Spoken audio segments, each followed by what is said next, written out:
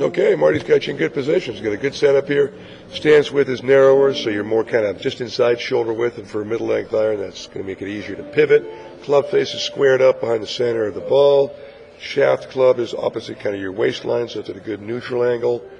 Posture, pretty good spine angle, a good tilt from the upper half, and just a good little knee flex there. The one thing that fluctuated a little bit in a couple of your swings was your body weight. It always needs to kind of stay consistently along the middles of your feet or the balls of your feet. A couple of swings where you got a little more upright and actually on your heels. And when you're on your heels, you have no balance, you end up getting handsy and things can break down. So really just make sure you always set the club first behind the ball, establish a good angle of the shaft, and then follow that by tilting from your hips, bend your knees so you have good posture and balance. And you want to keep the same order of how you do that so you don't slide into altering your balance and posture. So from good positions, maybe the last thing you want to do is just inhale and exhale to breathe, to relax tension in your arms and hands, okay? Minimize that. As you take the club away from the ball, let's watch takeaway. You can see the club going back, but notice how the club kind of gets pulled back almost on a two inside a takeaway path, right? I like that club to go back a little more directly from the ball, right?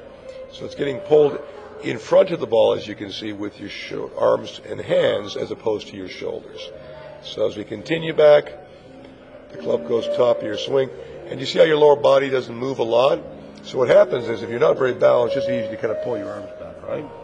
If you're a little better balanced, you can actually get your left shoulder to make a bigger turn, right? If we make a bigger turn, your lower body's going to be able to release a little better. So at the top of your swing, though, the club comes back down. You can see a little bit of throwing the club in front of your body, but you actually do a good job of squaring this club face up and then extending it down the target line. So all in all, pretty good swing there, but there were a few when you were even more on your heels with your weight and you had to throw the club or cast it, and that's where we started to get variations of contact and direction. So stay balanced. Try and have that club head move a little more directly back from the ball with your shoulders and not so much towards your hips or behind your body.